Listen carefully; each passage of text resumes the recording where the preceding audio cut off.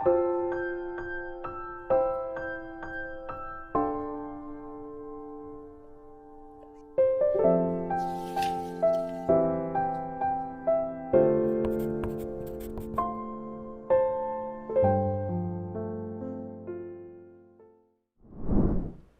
2일) 오늘의 하이라이트는 열왕기상 12에서 13장입니다.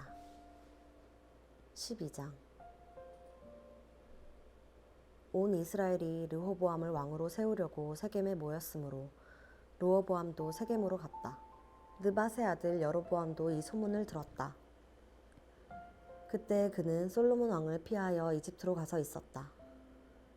이집트에서 사람들이 여로보암을 불러내니 그가 이스라엘의 모든 회중과 함께 르호보암에게로 가서 이렇게 말하였다. 임금님의 아버지께서는 우리에게 무거운 멍에를 메우셨습니다. 이제는 임금님께서는 임금님의 아버지께서 우리에게 지어주신 중노동과 그가 우리에게 메어주신 이 무거운 멍에를 가볍게 해주십시오. 그러면 우리가 임금님을 섬기겠습니다. 르호보암이 그들에게 말하였다. 돌아갔다가 사흘 뒤에 나에게로 다시 오도록 하시오. 이 말을 듣고서 백성들은 돌아갔다. 르호보암 왕은 부왕 솔로몬이 살아있을 때 부왕을 섬긴 원로들과 상의하였다. 이 백성에게 어떤 대답을 해야 할지 경들의 충고를 듣고 싶소. 그들은 르호보암에게 이렇게 대답하였다.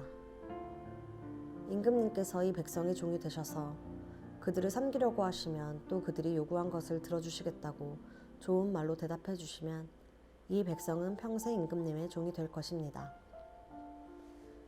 원로들이 이렇게 충고하였지만 그는 원로들의 충고를 무시하고 자기와 함께 자란 자기를 받드는 젊은 신하들과 의논하면서 그들에게 물었다. 백성들이 나에게 부왕께서 메어주신 멍에를 가볍게 하여 달라고 요청하고 있소. 이 백성에게 내가 어떤 말로 대답하여야 할지 그대들의 충고를 듣고 싶소. 왕과 함께 자란 젊은 신하들이 그에게 말하였다. 이 백성은 임금님의 아버지께서 그들에게 메우신 무거운 멍에를 가볍게 해달라고 임금님께 요청하였습니다.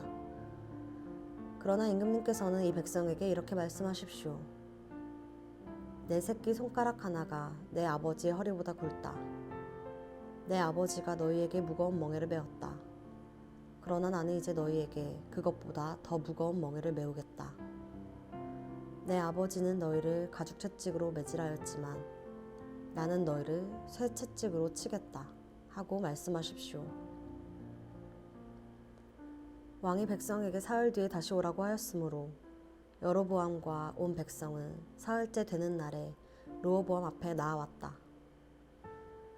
왕은 원로들의 충고를 무시하고 백성에게 가혹한 말로 대답하였다. 그는 젊은이들의 충고대로 백성에게 말하였다. 내 아버지가 당신들에게 무거운 멍에를 메었소. 그러나 나는 이제 그것보다 더 무거운 멍에를 당신들에게 메우겠소. 내 아버지는 당신들을 가죽 채찍으로 매질하였지만 나는 당신들을 쇠 채찍으로 치겠소. 왕이 이렇게 백성의 요구를 들어주지 않은 것은 주님께서 이를 그렇게 뒤틀리게 하셨기 때문이다. 이것은 주님께서 실로 사람 아히야를 시켜서 느밧의 아들 여로보암에게 하신 말씀을 이루시려는 것이었다. 온 이스라엘은 왕이 자기들의 요구를 전혀 듣지 않는 것을 보고 왕에게 외쳤다. 우리가 다윗에게서 받을 몫이 무엇인가? 이새의 아들에게서는 받을 유산이 없다. 이스라엘아, 저마다 자기의 장막으로 돌아가라. 다윗아, 이제 너는 내 집안이나 돌보아라. 그런 다음에 이스라엘 백성은 저마다 자기의 장막으로 돌아갔다. 그러나 유다의 여러 성읍에 살고 있는 이스라엘 자손은 르호보암의 통치 아래에 남아 있었다.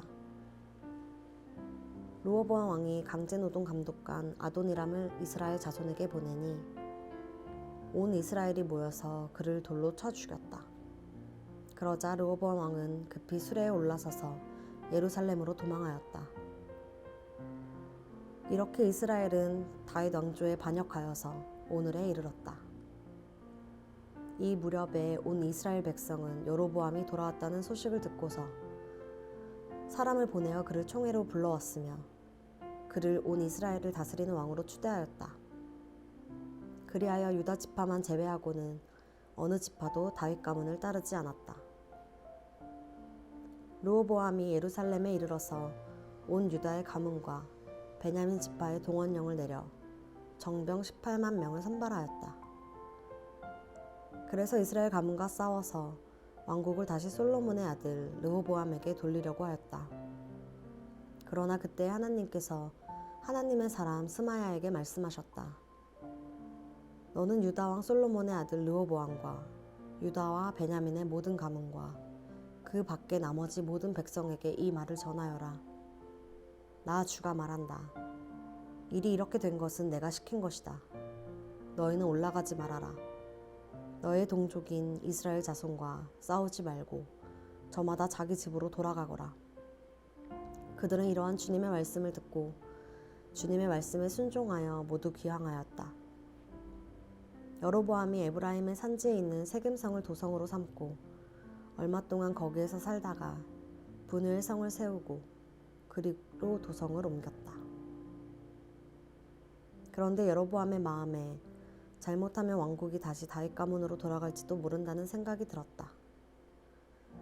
이 백성이 예루살렘에 있는 주님의 성전으로 제사를 드리려고 올라갔다가 그들의 마음이 그들의 옛 주인인 유다 왕 르호보암에게로 돌아가게 되는 날이면 그들이 자기를 죽이고 유다 왕 르호보암에게 돌아갈지도 모른다는 생각이 들었다. 왕은 국리를 한 끝에 금송아지 상 2개를 만들었다. 그리고는 백성에게 이렇게 말하였다. 예루살렘으로 올라가는 일은 너희에게는 너무 번거로운 일이다. 이스라엘 백성들아, 너희를 이집트에서 구해주신 신이 여기에 계신다. 그리고 그는 금송아지 상 2개를 하나는 베델에 두고 다른 하나는 단에 두었다. 그런데 이 일은 이스라엘 안에서 죄가 되었다. 백성들은 저 멀리 단까지 가서 거기에 있는 그 한 송아지를 섬겼다. 여로보암은 또 여러 높은 곳에 산당들을 짓고 레위 자손이 아닌 일반 백성 가운데서 제사장을 임명하여 세웠다. 여로보암은 유다에서 행하는 절기와 비슷하게 하여 8째 달 보름날을 절기로 정하고 베델에다 세운 제단에서 그가 만든 송아지들에게 제사를 드렸으며 그가 만든 베델의 산당에서 제사를 집행할 제사장들도 임명하였다. 왕은 자기 마음대로 정한 8째 달 보름날에 베델에 세운 제단에서 제사를 드렸다. 그는 이스라엘 자손이 지켜야 할 절기를 이렇게 제정하고 자기도 그 제단에 분향을 하려고 올라갔다. 13장. 여로보암이 제단 곁에 서서 막 분향을 하려고 하는데 바로 그때 하나님의 사람이 주님의 말씀을 전하려고 유다로부터 베델로 왔다. 그리고 그는 그 제단 쪽을 보고서 주님께 받은 말씀을 외쳤다. 제단아, 제단아, 나 주가 말한다. 다윗의 가문에서 한 아들이 태어난다. 그 이름은 요시아다. 그가 너의 위에 분향하는 산당의 제사장들을 너희 위에서 죽여서 제물로 바칠 것이며 또 그가 너의 위에서 그 제사장들의 뼈를 태울 것이다. 바로 그때 그는 한 가지 징표를 제시하며 이렇게 말하였다. 이것은 나 주가 말한 징표다. 이 제단이 갈라지고 그 위에 있는 재가 쏟아질 것이다. 여로보암 왕은 하나님의 사람이 베델에 있는 제단 쪽에 대고 외치는 말을 듣고 제단 위로 손을 내밀면서 저자를 잡아라 하고 소리쳤다. 그러자 그 사람에게 내어 뻗은 여로보암의 손이 마비되어서 다시 오므릴 수 없었다. 그리고 곧 이어서 하나님의 사람이 주님의 말씀으로 제시한 징표대로 그 제단은 갈라지고 그 제단으로부터는 재가 쏟아져 내렸다. 그러자 왕은 하나님의 사람에게 제발 그대의 주 하나님께 은총을 빌어서 내 손이 회복되도록 기도하여 주시오 하고 청하였다. 하나님의 사람이 주님께 은총을 비니 왕의 손이 회복되어서 예전과 같이 되었다.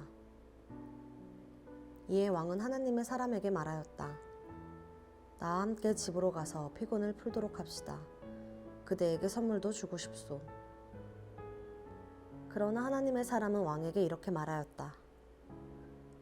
비록 임금님께서 저에게 왕실 재산의 절반을 주신다고 하여도 나는 임금님과 함께 갈 수 없습니다. 이곳에서는 밥도 먹지 않겠으며 물도 마시지 않겠습니다. 주님께서 나에게 명하시기를 밥도 먹지 말고 물도 마시지 말고 온 길로 되돌아가지도 말라고 하셨습니다. 그런 다음에 그는 베델에 올 때 온 길로 돌아가지 않고 다른 길로 돌아갔다. 그 무렵에 늙은 예언자가 베델에 살고 있었다. 그의 아들들 가운데 하나가 와서 그날 베델에서 하나님의 사람이 한 일과 그가 왕에게 말한 내용을 모두 아버지에게 말하였다. 그러자 그들의 아버지가 그들에게 그가 어느 길로 돌아갔느냐 하고 물었다. 그의 아들들은 유다로부터 온 하나님의 사람이 돌아간 길을 말하였다. 그 말을 듣고서 그들의 아버지는 곧 그의 아들들에게 말하였다. 내가 타고 갈 나귀의 안장을 얹어다오. 그들이 아버지가 타고 갈 나귀의 안장을 얹으니 그는 나귀를 타고서 하나님의 사람을 뒤쫓아갔다. 마침내 그는 상수리 나무 아래에 앉아있는 하나님의 사람을 보고 물었다. 그대가 유다로부터 온 하나님의 사람이오? 그러자 그가 대답하였다. 그렇습니다. 그는 하나님의 사람에게 말하였다. 함께 우리 집으로 가서 무엇을 좀 잡수시고 가시지요. 하나님의 사람은 대답하였다. 나는 노인 어른과 함께 돌아가서 노인 어른의 집에 들어갈 수 없습니다. 또 이곳에서는 누구와 함께 밥을 먹어서도 안 되고 물을 마셔도 안 됩니다. 주님께서 나에게 명하시기를 여기에서는 밥도 먹지 말고 물도 마시지 말고 온 길로 되돌아가지도 말라고 하셨습니다. 그래서 그는 하나님의 사람에게 이렇게 말하였다. 나도 그대와 같은 예언자요. 주님께서 천사를 보내셔서 나에게 말씀하시기를 그대를 내 집으로 데리고 가서 밥도 대접하고 마실 물도 대접하라고 하셨소. 그런데 그것은 거짓말이었다. 이렇게 해서 하나님의 사람은 이 늙은 예언자와 함께 가서 그의 집에서 밥을 먹고 물도 마셨다. 그들이 이렇게 식탁에 함께 앉아 있는데 주님의 말씀이 하나님의 사람을 데려온 그 예언자에게 내렸다. 그는 유다에서 온 그 하나님의 사람에게 이렇게 외쳤다. 주님께서 말씀하십니다. 당신은 주님의 말씀을 어기고 당신의 주 하나님께서 당신에게 말씀하신 명령을 지키지 않았습니다. 당신은 주님께서 밥도 먹지 말고 물도 마시지 말라고 말씀하신 곳에서 밥도 먹고 물도 마셨습니다. 그러므로 당신의 주검은 당신 조상의 무덤에 묻히지 못할 것입니다. 그 늙은 예언자는 하나님의 사람이 밥을 먹고 물을 마신 뒤에 나귀 뒤에 안장을 얹어주었다. 이에 그 사람이 길을 떠났다. 그는 길을 가다가 사자를 만났는데 그 사자가 그를 물어 죽였다. 그리고 그 주검은 길가에 버려두었으며 나귀와 사자는 그 주검 옆에 서 있었다. 길을 지나가는 사람들은 길가에 버려둔 주검과 그 주검 가까이에서 어슬렁거리는 사자를 보았다.